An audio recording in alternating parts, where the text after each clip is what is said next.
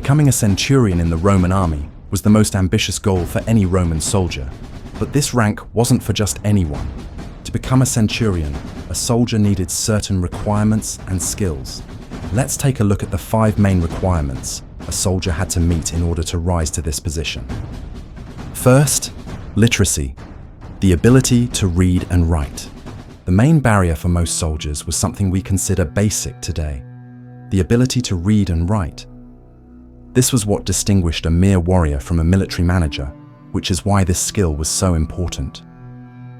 In ancient Rome, literacy was not common. Most people, especially those from the lower classes, had no access to education. Roman soldiers came mostly from these plebeian classes and from distant provinces, where military training was the only school they knew. For them, reading and writing was a luxury reserved for the wealthy, the equestrian and senatorial classes, who could afford teachers and expensive materials like papyrus. That's why an illiterate soldier, no matter how brave, faced an almost insurmountable obstacle to becoming an officer. The reason for this requirement was simple. A centurion was an administrator as much as a combat leader.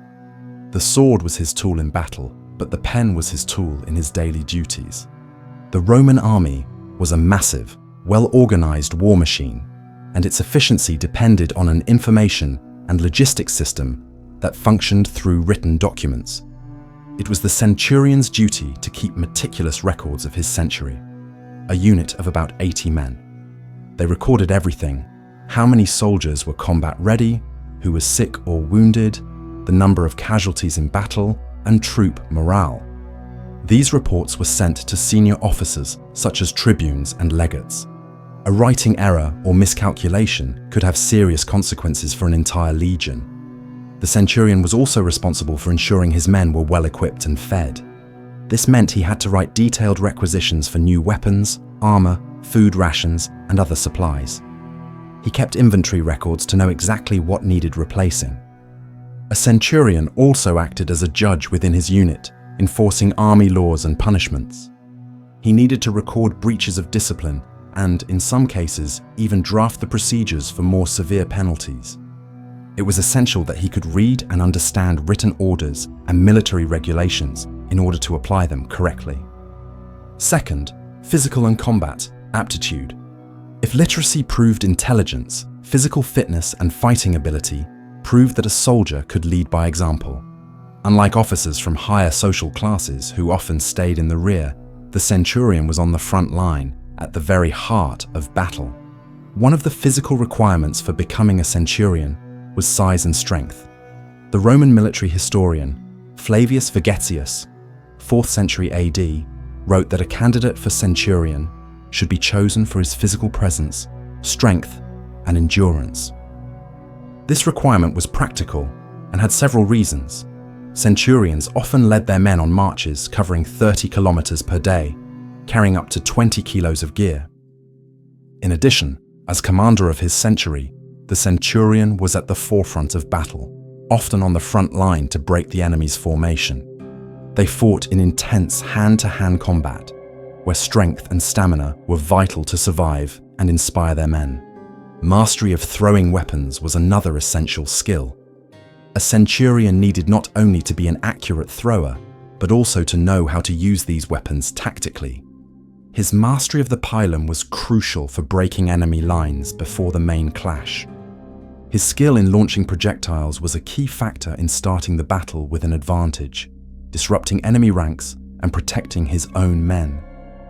Finally, the most crucial combat skill, mastery of sword and shield. The centurion was a reference point for his soldiers, and his ability with sword and shield set the pace of the fight. If the centurion faltered or failed in technique, it could undermine the morale of the entire century. He couldn't just give orders, he had to be the best warrior, the strongest, the most skilled, proving by action that he was worthy of his position. Third, serving as an optio. The rank of optio was an essential step in the career of a soldier aspiring to become a centurion. As second in command, he acted as the centurion's right hand, and his role was crucial to the unit's efficiency. Serving as an optio was an intense training period that served as proof that the soldier had leadership potential. An optio's responsibilities went beyond combat. He helped the Centurion rigorously train the soldiers, ensuring discipline was maintained and formations executed perfectly. He also handled some administrative tasks of the century, such as keeping records and files, which prepared him for the bureaucratic duties of a centurion. Most importantly, in the event of the centurion's death or incapacitation, it was the optio who took command, showing the confidence his superiors placed in him. The term optio ad spem ordinis was used to designate an optio already formally on the waiting list for promotion to centurion. This phrase, meaning chosen with hope for the rank, indicated that the soldier had already been recognized as a future leader. Fourth, demonstrating leadership qualities. Among these qualities, a good centurion needed to be vigilant and moderate. Vigilance was essential for the safety of the troop, whether on a night patrol or in battle formation. He was always alert to any sign of danger, ensuring his men were prepared for every eventuality. Moderation was the key to remaining calm under pressure. A centurion who acted impulsively could endanger his entire unit. Readiness to carry out orders was perhaps the most crucial quality. In Rome's strict hierarchical system, success depended on perfect obedience. A centurion did not question the orders of his superiors. He obeyed them and carried them out immediately, ensuring his century executed them without hesitation. Centurions had to report to tribunes. If things were not going well with his century, or if he failed to perform his duties properly, he too could be punished or even executed. Thus, if a good soldier possessed these qualities, he could earn the great honor of being chosen as a centurion. He might be appointed by election, by the Roman Senate, or promoted from the ranks, especially if he had demonstrated great bravery or leadership qualities in battle. Furthermore, the centurion had to be the best example in everything. His discipline did not end on the training ground. Personal hygiene, for example, was not a matter of vanity, but of military health. The centurion's insistence on a clean camp and on the hygiene of his men was a public health measure that saved lives and ensured his troops were battle-ready. Making decisions under pressure was another essential leadership quality for a centurion.